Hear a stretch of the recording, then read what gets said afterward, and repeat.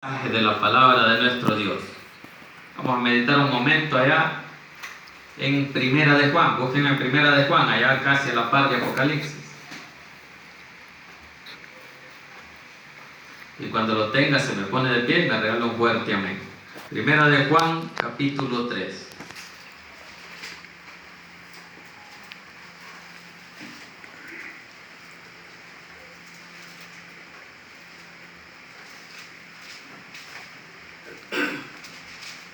Vamos a leer del 1 al 9. ¿Cuántos somos hijos de Dios? Amén. Ahí dice la palabra, el título que tiene el capítulo 3, hijos de Dios. Somos hijos de Dios porque Él nos ha tomado como hijos al recibirle. Porque la palabra así nos dice en el Evangelio de Juan 1:11, que su pueblo le negó, mas los que le recibieron les dio potestad de ser hechos hijos de Dios. Amén. Primera de Juan, capítulo 3, versículos del 1 al 9. Gloria a Dios. Bien, leemos la palabra en el nombre del Padre, del Hijo y del Espíritu Santo. Dice así: mirad cuál amor nos ha dado el Padre para que seamos llamados hijos de Dios.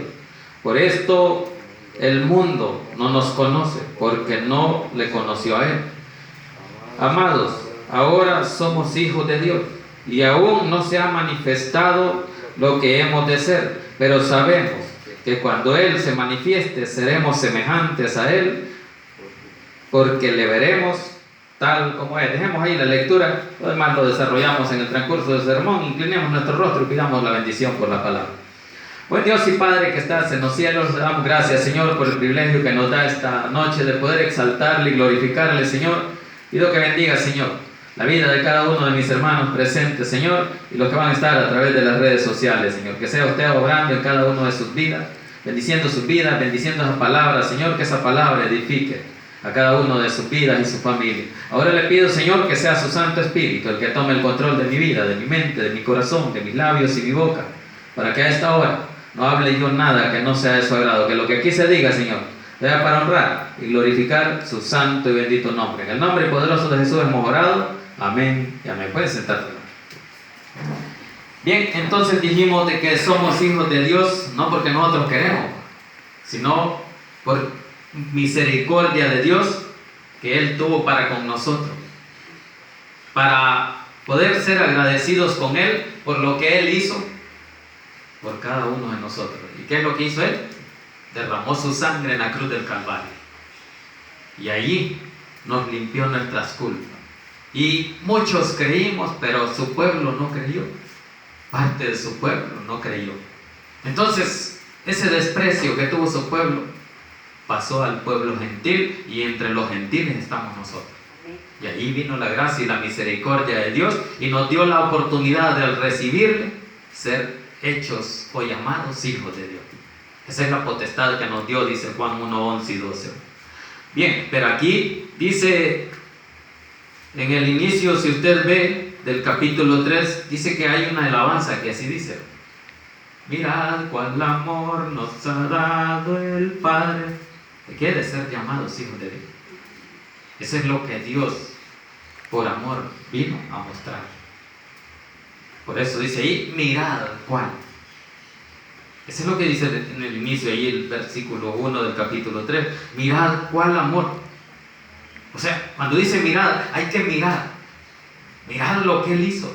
Mirad el amor que nos entregó. Él entregó su vida por amor. ¿Cuántos amamos a nuestra familia? ¿Cuántos amamos a nuestros hijos? Entonces también nosotros somos hijos de Dios y Él nos ama. Por eso es que allí el título que tiene dice hijos de Dios. Por amor dice, por eso dice, mirad cuál amor nos ha dado el Padre para que seamos llamados hijos de Dios. Por puro amor Él nos toma como sus hijos. Porque todos, Dios quisiera que todos amáramos como Él amó al mundo. Pero muchos no conocen el amor. Ahí mismo en Primera de Juan dice que ¿cómo voy a llamar yo a Dios si no amo ni a mi prójimo que lo veo? Y a Dios que no lo veo, ¿cómo lo voy a amar? Entonces, para saber que amamos a Dios, primero tenemos que amar al prójimo, porque ese es el mandato que Él dio. que los améis unos a otros, como yo los he amado. Ese es el mandamiento que Él da. Entonces nosotros debemos de aprender a amar como Él nos amó. La palabra dice que Él nos amó primero, antes que nosotros. Nosotros amamos a Dios, pero Él antes ya nos había amado. Cuando murió en esa cruz, Él sufrió por usted y por mí, y por amor al mundo entero, Él entregó su vida, demostrando así el amor que nos tenía. Por eso Él dice que por nosotros, que somos pecadores, y Él no era pecador, Él se hizo pecado. Entonces Él no tenía ninguna culpa, pero nosotros sí. Deberíamos nosotros haber pagado el pecado que Él pagó por nosotros, la muerte. La muerte, su vida es la que Él dio. Entonces, pero como Él nos amó tanto, dice la palabra, que dio a su Hijo para que viniera a sufrir. Bien, avancemos entonces. Dice, para que seamos llamados hijos de Dios. Por esto dice, el mundo no nos conoce porque no le conoció a Él. Entonces, a nosotros el mundo no nos conoce, nos ignora cuando andamos con la Biblia o predicando. ¿Por qué? Porque a Él tampoco le conocían. Si le hubieran conocido, el mundo nos conociera a nosotros. Porque nosotros seguimos a Cristo y predicamos su palabra. Pero como no lo conocieron a Él, sino que lo ignoraron y lo crucificaron, entonces el pueblo cristiano tiene que sufrir también. Entonces, cuando usted y yo andamos evangelizando, recibimos insultos, recibimos críticas, pero eso no los tiene que afligir, ni preocupar, ni dejar de hacer la obra, porque vemos allá en Hechos que dice de que estos hombres, cuando los echaron presos, Dios los liberó de la cárcel, a Pedro y a Juan. ¿Y por qué los liberó? Porque Él estaba con ellos, porque Él estaba respaldándolos. ¿Quién los respalda a nosotros, hermano? Dios siempre nos respalda, pero siempre y cuando nosotros andemos caminando rectamente, andemos haciendo lo que a Él le agrada, la obra de Él, la obra que Él dejó que hiciera. Por eso es que dice ahí que el mundo no le conoce, y como no le conoce, tampoco a nosotros nos va a conocer. Entonces no nos van a recibir con agrado, con gozo, sino muchas veces quizás con agua. Una vez andaba evangelizando allá por Zaragoza con mi hermano Luis, y le hablamos a uno que estaba en una segunda planta y dijeron, hey, tráeme una cubeta con agua, y nos tiran agua. Pero nosotros ya nomás oímos eso, nos apartamos, pues ya sabíamos. Entonces así nos van a recibir. Cada vez que les hablemos, muchos se van a molestar y muchos van a dejar de ser sus amigos. ¿Por qué? Porque no conocen a Dios, aman más el mundo o las cosas que hay en el mundo. Entonces, para eso nosotros tenemos que entender que si Cristo sufrió, nosotros debemos de sufrir por Él. Y la palabra nos manda de que vamos a ser bienaventurados cuando seamos vituperados por causa de su nombre. Entonces, que no nos preocupe. Hagamos como los apóstoles, Pedro y Juan, que cuando los sacerdotes judíos le ordenaron que no predicaran en el nombre de Jesús, ellos dijeron, ¿a quién vamos a obedecer? ¿A los hombres o a Dios? Entonces, si somos cristianos, si somos hijos de Dios, ¿a quién vamos a obedecer? A Dios. Entonces no vamos a dejar de predicar la palabra. Pero muchos se quedan al principio. Pero la lucha no ha terminado. Esta es una lucha constante, ¿no? Y es una lucha que tenemos que llevar hasta que lleguemos al día en que nos vayamos con Cristo. Así que sigamos gozándolos en el Señor con la palabra, predicando, hablando, haciendo la obra de nuestro Dios, porque eso le agrada a Él, y así Él nos va a seguir bendiciendo en nuestras vidas. Versículo 2 dice, amados, dice, ahora somos hijos de Dios, y aún no se ha manifestado lo que hemos de ser, pero sabemos que cuando Él se manifieste, seremos semejantes a Él, porque le veremos tal como Él es. Así le vamos a ver. ¿Y cómo es Él? Hasta ahorita nadie lo ha visto. Y hasta ahorita dice que hasta ahorita nadie se le ha manifestado. Eso es lo que está diciendo el apóstol Juan. Que muchos se hacen muchas imágenes de cómo es Dios, que colocho, que afro, lo que sea, o chile. Pero al final nadie lo ha visto. Los que lo vieron ya murieron. Eran los discípulos y el pueblo judío. Pero de ahí dice, Ahí en el versículo 2 dice: amado, ahora somos hijos de Dios y aún no se ha manifestado lo que hemos de ser, pero sabemos que cuando Él se manifieste, seremos semejantes a Él. Si Él, muchos dicen de que Él permanece a la edad que Él fue crucificado, que no pasó de esa edad, y entonces dice ahí que nosotros seremos igual que Él. Pero eso no dice la Biblia. Eso es historia, o alguien que se imagina eso, los grandes teólogos.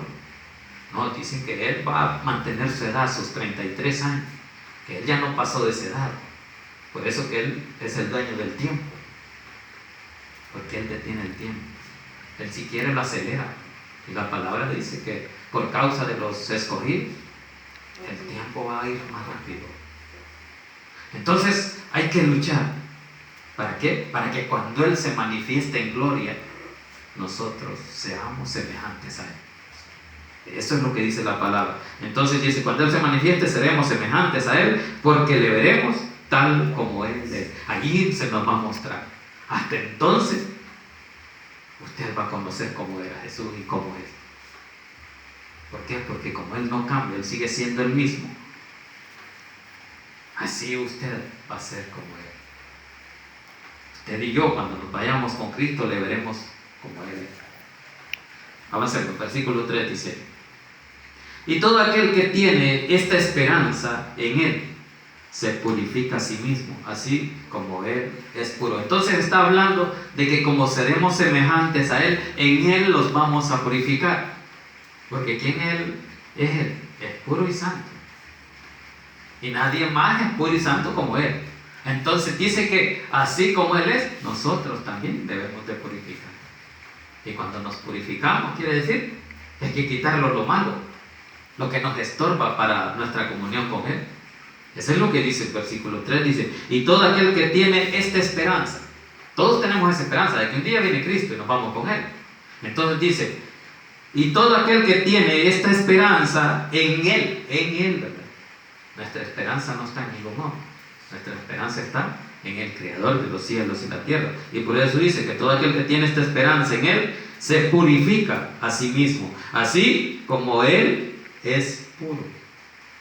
Como Cristo es puro, así usted y yo debemos de trabajar esa pureza, esa santidad. ¿Para qué? Para quitarnos el pecado que nos asedia. Pero eso lo hacemos cada vez que tenemos esa comunión íntima con nuestro Dios, que oramos y le pedimos perdón, porque sabemos que le fallamos. En cada momento que nosotros estamos con la mente puesta en Él, nosotros estamos trabajando ese deseo de querer quitar y deshacer el pecado de nuestra vida. Por eso ya vamos a ir viendo. Avancemos ahí al versículo 4.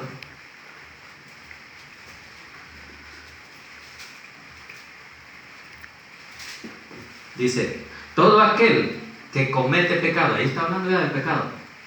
Entonces, ¿por qué habla del pecado? Porque cuando usted y yo nos purificamos y nos santificamos, decimos que tenemos que quitarnos el pecado. Por eso es que empieza a hablar del pecado. Vamos ahí. Todo aquel que comete pecado infringe también la ley, pues el pecado es infracción a la ley. Entonces dijimos de que la ley no nos quitaba el pecado. La ley solo nos hacía conscientes del pecado, y por eso dice que cualquier agresión en contra de la ley es pecado. Eso es lo que está diciendo. Dice: todo aquel que comete pecado infringe también la ley, pues el pecado es infracción a la ley. Es una infracción que nosotros cometemos delante de Dios al no cumplir la ley que Él mandó. Entonces, pero la ley nunca nos iba a salvar del pecado, nunca nos iba a quitar el pecado. Y como Dios sabía en su plan perfecto de que el pecado no podía ser quitado por la ley, Él ya tenía el plan perfecto. ¿De qué? De que Cristo tenía que morir. ¿Por qué? Porque era un cordero puro y sin mancha. Y por eso dice que nosotros tenemos que trabajar en esa pureza, en esa santidad. ¿Para qué? Para que nuestros pecados ya no estén cuando Él se manifieste.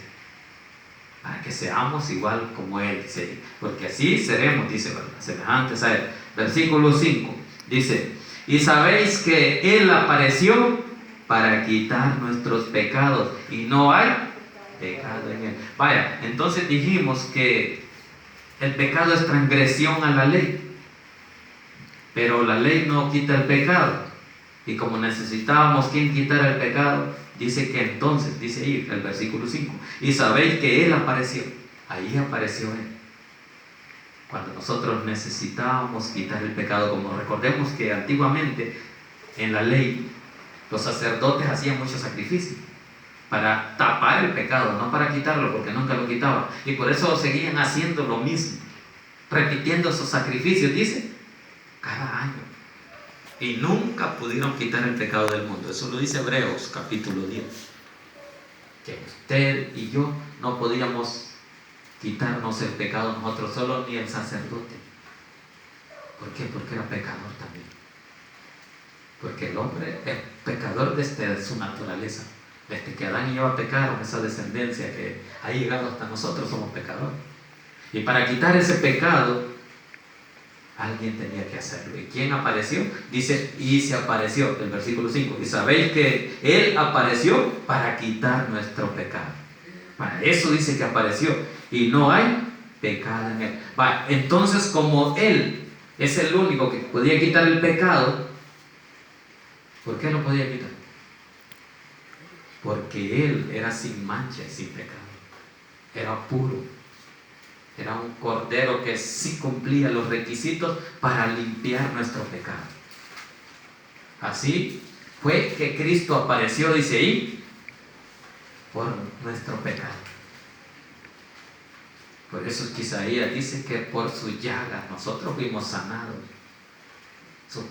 Nuestros pecados fueron quitados por su sufrimiento, por esa crucifixión, por esos clavos. Allí se fueron clavados nuestros pecados en esa cruz. Y allí obtuvimos esa esperanza de salvación y vida eterna. Entonces dice que para eso vino Él, y como en Él no hay pecado, Él sí pudo quitar el pecado, pero un hombre nunca lo iba a poder quitar. Por eso es que dice allí, y no hay pecado en Él. Allí lo confirmo, de que Él iba a ser el que quitaba el pecado, porque solo Él podía pagarlo, porque era sin pecado. Por eso que en los sacrificios que dijimos de la ley, los corderos y las tórtolas tenían que ser sin mancha. Y esas eran las observaciones que Dios hacía a aquellos que estaban en el templo cuando le botó las mesas. Porque ellos estaban vendiendo a diestra y siniestra esas aves que las iban a ocupar para sacrificio. Pero esas aves, esos palominos, eran con mancha, porque algunos eran enfermos, y no por eso que no podían quitar el pecado. Pero Cristo no era enfermo, Cristo no tenía mancha, no tenía pecado, y por eso es que Él fue y es el único sacrificio que es válido para quitarle el pecado al mundo.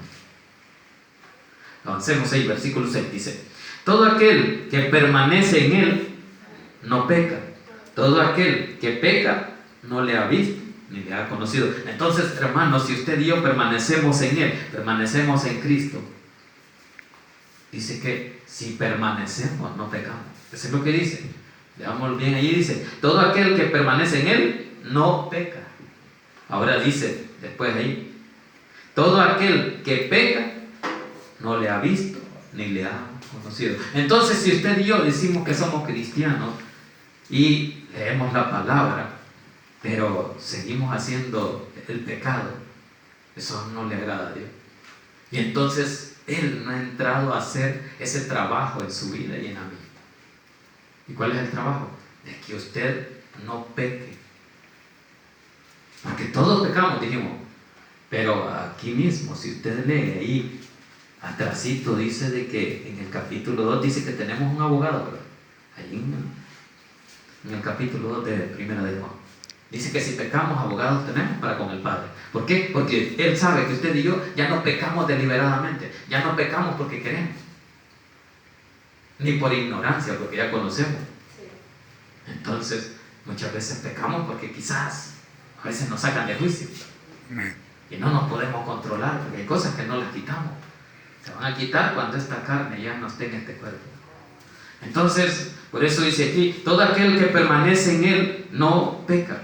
Y todo aquel que peca no le ha visto ni le ha conocido. Entonces, hay muchos que dicen que son cristianos, leen la palabra y la conocen, pero si siguen haciendo lo mismo, aquí dice que no le ha visto ni le ha conocido. Y muchos así somos. Muchos en los bailes, muchos cristianos, tomando, haciendo cosas que lo que hacen es degradar el testimonio de Cristo. Pero usted y yo, si le hemos conocido, nosotros debemos de tratar, por lo menos de tratarla, de no pecar. Porque aquí dice no peca. El que le conoce no peca porque permanece fiel a la palabra, y la palabra nos manda a no odiar, a no matar, a amar al prójimo. Pero y nosotros hacemos lo contrario. Ya no le hemos conocido. Por eso es que muchas veces se habla de la salvación que se pierde. Bueno, no es que se pierda, porque Cristo va a venir a hacer un sacrificio y luego la va a quitar. No puede Él de nuevo volverse a borrar el sacrificio. Si Cristo hizo ese sacrificio, es para que usted y yo fuéramos salvos. No dijo, por un rato van a ser salvos, de allí ya no, porque yo ya la voy a quitar la salvación. Lo que pasa es que el hombre es el que no le ha visto ni le ha conocido. Entonces, no es cristiano. Se hace llamar cristiano. Pero por eso es que dice aquí, el que peca, dice, pero todo aquel que peca no le ha visto ni le ha conocido. Entonces, eso es lo que pasa. No es que la salvación se pierda. No es que Cristo venga y le quite la salvación cuando ya la dio. La muerte de Cristo es válida para su salvación y la mía. Pero dice aquí que el que permanece en Él. Entonces, para que usted no peque, lo que debe de hacer es permanecer en Él. Es lo que dice. Veámoslo bien en el versículo 6. Dice, todo aquel que permanece en Él no peca. Entonces, para que usted y yo no pequemos, permanezcamos luchando en oración, en lectura bíblica, en alabanzas, congregándonos. Hay muchas cosas que se pueden hacer sirviendo en su obra. Todos podemos hacer eso. Entonces, permanezcamos en Él. Porque allá Juan 15:7 eso dice, si permanecéis en mí, y mis palabras en vosotros, pedid todo, y os será hecho. Entonces siempre habla de permanecer. Entonces usted y yo tenemos que permanecer en la higuera. ¿Para qué? Para que no caigamos en el pecado. Porque si nos apartamos, si nos alejamos, ya no estamos permaneciendo en Él, sino los estamos alejando. Es como una rama desgajada de un árbol. Usted o la rama mientras está en ese árbol, se sigue alimentando del árbol y sus hojas verdes. Pero cuando ya se desgaja, ya no hay alimentación. Ya la savia que absorbía esa rama ya no la absorbe. ¿Por qué? Porque ya se desgajó. Ya no circula el alimento. Entonces, usted y yo necesitamos el alimento de nuestro Dios. Ese pan espiritual que Dios nos ha dado. ¿Para qué? Para poder permanecer. Entonces, por eso es necesario que usted y yo permanezcamos en nuestras lecturas bíblicas. Que leamos por lo menos un capítulo todo el día. Que oremos en la mañana, en la noche, en todo momento que tengamos oportunidad. Porque ese es permanecer en Él. No vigilando o desvelándolos todas las noches, sino permanecer alerta a la palabra, a lo que Él quiere hablar, porque muchas veces nos habla y nosotros no oímos. ¿Por qué hacemos oídos sordos? Porque cuando nos corrige no nos gusta. Así que dice ahí, avancemos en el versículo 7, dice, hijitos, nadie os engañe, el que hace justicia es justo, como Él es justo. ¿Quién es el que hizo o hace justicia? Solo Jesús. Él es el juez justo. Por eso que aquí Jesús mismo narra muchas historias, y entre ellos está la del juez injusto, porque el hombre no es justo, es injusto, y entonces el justo solo es nuestro Dios, porque Él no se equivoca, porque Él juzga con verdad, juzga según su palabra, según lo que Él mandó, así va a juzgar.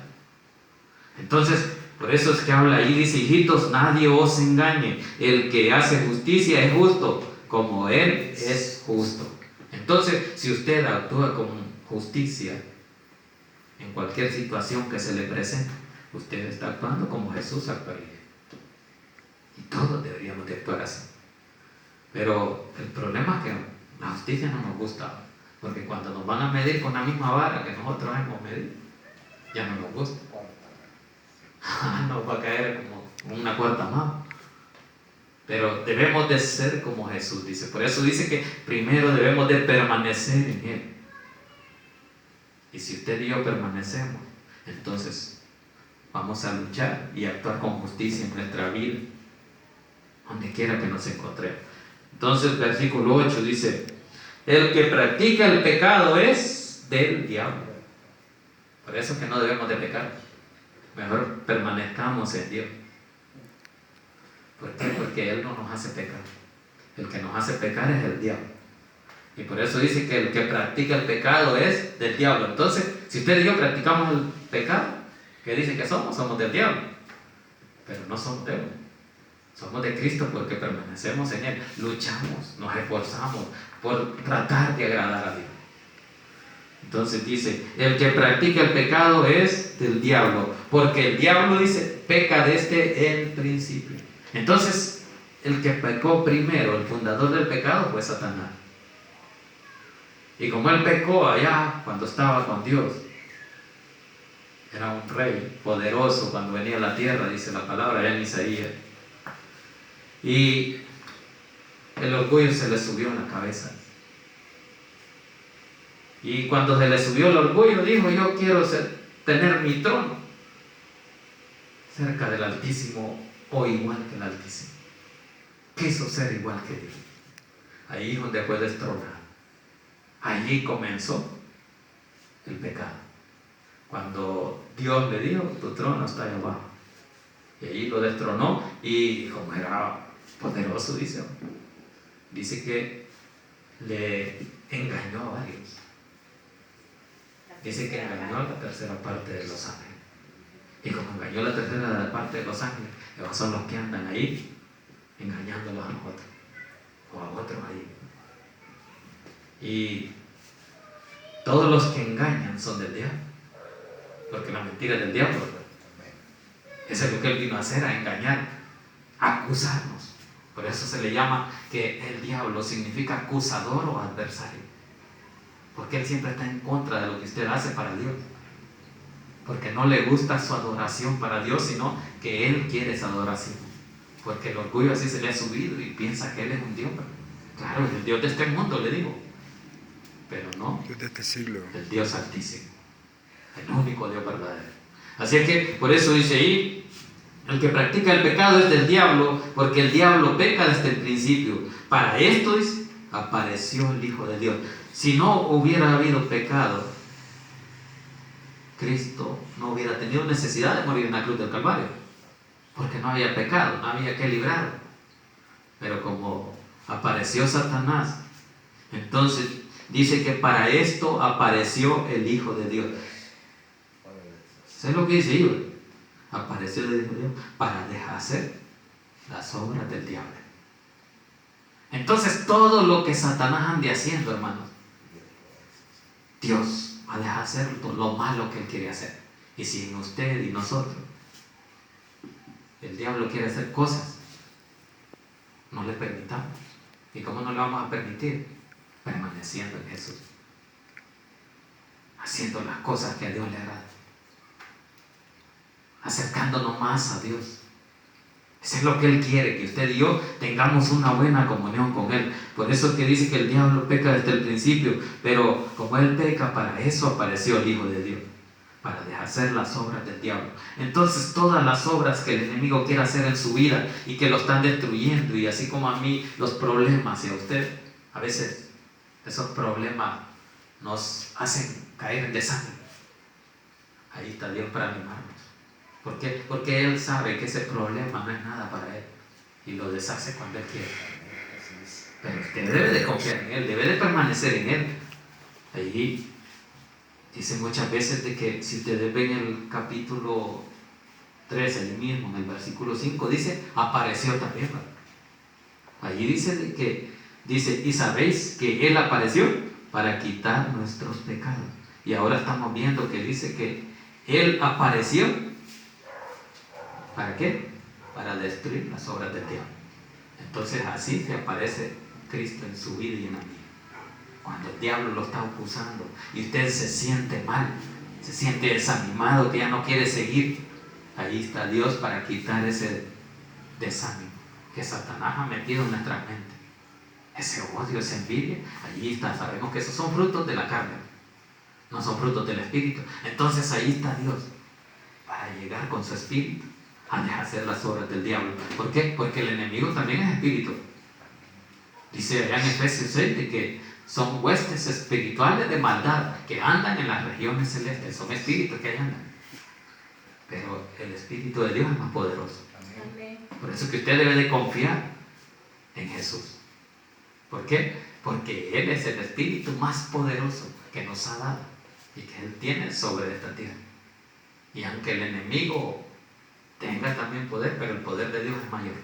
Y por eso es que ahí dice que Él vino a deshacer las obras del diablo. ¿Por qué? Porque el poder del diablo no se compara con el de Dios. El poder del diablo es limitado, igual que el de nosotros. Nuestro poder que Dios nos ha dado son cosas que tienen fin, que nosotros vemos hasta donde nos llega la vista. Pero Dios lo sabe todo. Dios sabe hasta donde hay paredes, hay hoyos. Él cruza todo eso. O sea, para Él no hay nada escondido. No hay cercos, no hay muros, no hay frontera, como Estados Unidos, para que quieren hacer grandes muros. Pero para Dios atraviesa todas las fronteras y todos los muros de todos los países del mundo. Ese es el poder que tiene. Por eso es el Dios Santísimo, el Dios Todopoderoso, en el cual debemos de confiar.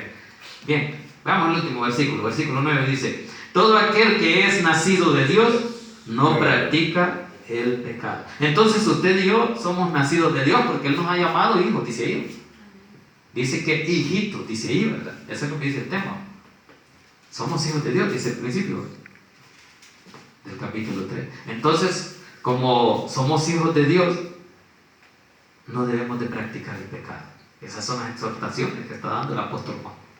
Entonces, como ya nos dijo que somos hijos y que permanezcamos en Él para no pecar, ahora nos dice, acuérdense que son hijos y los hijos no pecan. Eso es lo que dice el versículo 9. Todo aquel que es nacido de Dios no practica el pecado. ¿Por qué? Porque la simiente de Dios permanece en Él. Allí está la simiente. Cuando esa simiente se oyó, allá en el Edén, cuando Él dio los castigos a Adán y Eva, ahí aparece la simiente.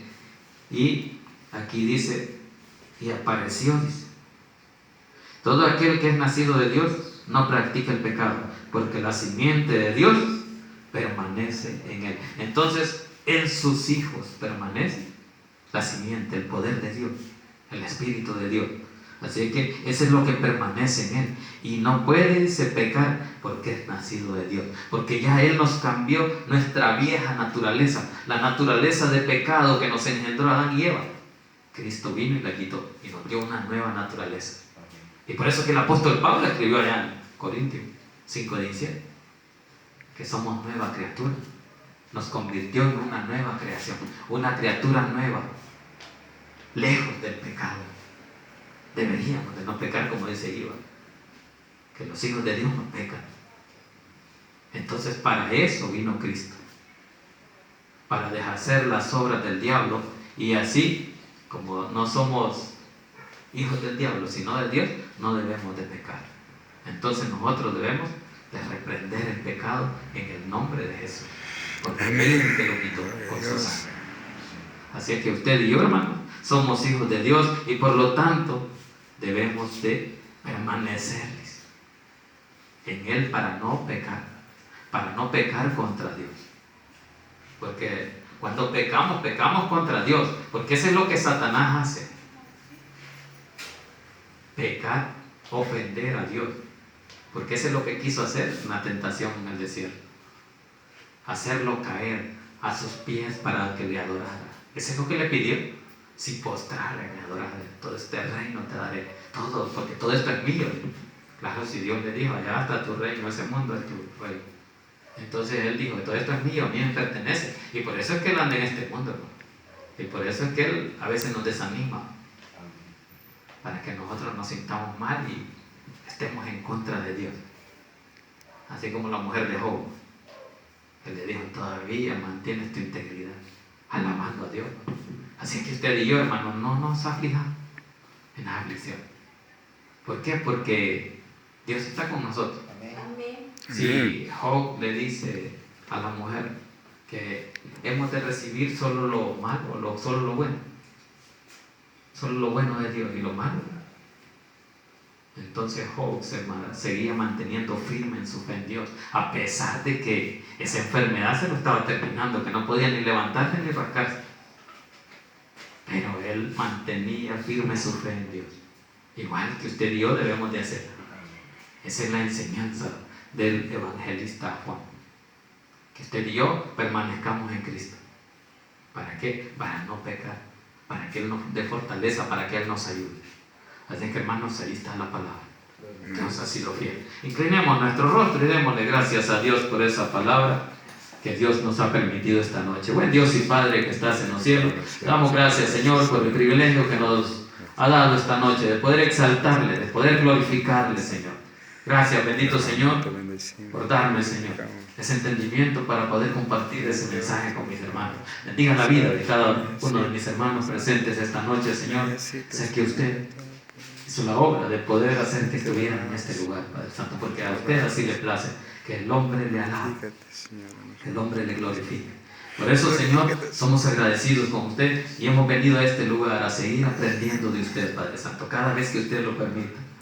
Vamos a estar en este lugar dándole, Señor, toda nuestra adoración, toda nuestra alabanza, para que usted siga derramando, Señor, esa misericordia sobre cada uno de nosotros, todos los que estamos aquí, todos los que viven en este pasaje, en esta colonia, Señor. Bendígalo, bendiga a aquellos, Señor, que aún no le han conocido. Vamos a orar por aquellos que no han conocido, digámosle, Señor, esta noche, sea alguno de mis hermanos o amigos que no han recibido a Cristo, o que están a través de las redes, esta noche Dios quiere hablar a su vida. Dios quiere que usted le reciba como su Salvador personal. Mi amado amigo, si usted no ha recibido a Cristo, hoy puede recibirle como su Salvador personal, y lo puede hacer repitiendo después de mí esta oración, diciendo, Señor Jesús, yo le recibo hoy como mi único y suficiente Salvador personal. Creo que eres Dios y que moriste en la cruz por mis pecados. Me arrepiento, soy pecador. Perdóname, Señor. Salva mi alma el día de hoy para que cuando yo muera pueda estar en su presencia. Escribe mi nombre en el libro de la vida, en el nombre poderoso de Jesús. Gracias, bendito Señor, por esta noche, por este privilegio. Le pido, Señor, que lleve a cada uno de mis hermanos en el hueco de su mano y con su bendición, que lo cubra con su sangre, Señor, y que nos proteja, Señor, en nuestro camino. En el nombre poderoso de Jesús hemos orado. Amén y amén. Denle palmas a nuestro Dios.